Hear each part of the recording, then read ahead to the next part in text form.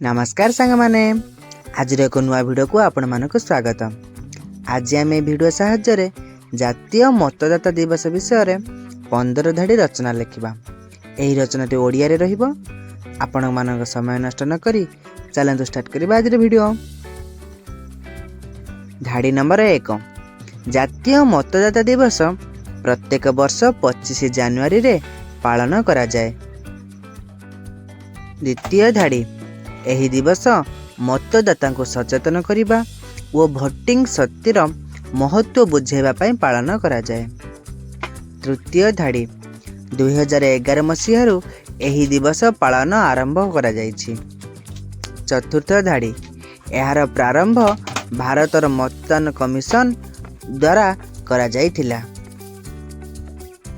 पंचम धाड़ी 1950 मसीहारे 25 जनवरी रे भारतर चुनाव कमिशन स्थापित होइतिला, अर्थात निर्वाचन कमिशन स्थापित होइतिला।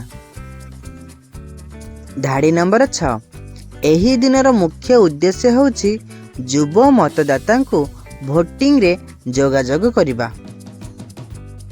सप्तम धाड़ी एही दिन भारतीय लोकतंत्र पिलार अर्थात खुंट भावे मतदाता भूमिकार स्मृति करे।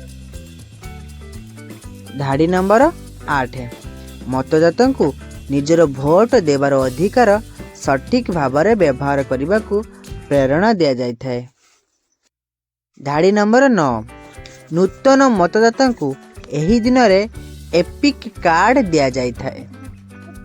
धाड़ी नंबर 10 मतदाता निजर भोट अधिकार उपरे गर्वबोध करने को अनुप्रेरित हुअन्ति।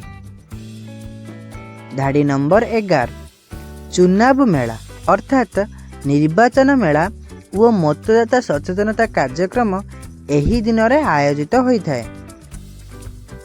धाड़ी नंबर 12 जातीय मतदाता दिवस प्रत्येक वर्ष एक निर्दिष्ट थीम रही है। धाड़ी नंबर 13 यह भोट देवार महत्व और जवाबदेहिता को मंत्र को प्रचार करिथा है। धाड़ी नंबर 14 युव मतदाता को भोट देवार आग्रही हेबारे जोगाजोग करा जाइଥାଏ। धाड़ी नंबर 15 जातीय मतदाता दिवस मानवतार सेवा और लोकतंत्र परिपूरक भावे पालित हुए। यह तो थिला आजिर विषय वस्तु।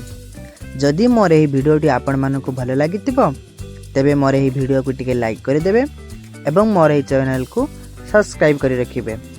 एही भली नुआ नुआ वीडियो देखिया पई मु प्रत्येक दिवस नुआ नुआ वीडियो नहीं आसीबी। रहुछि, धन्यवाद।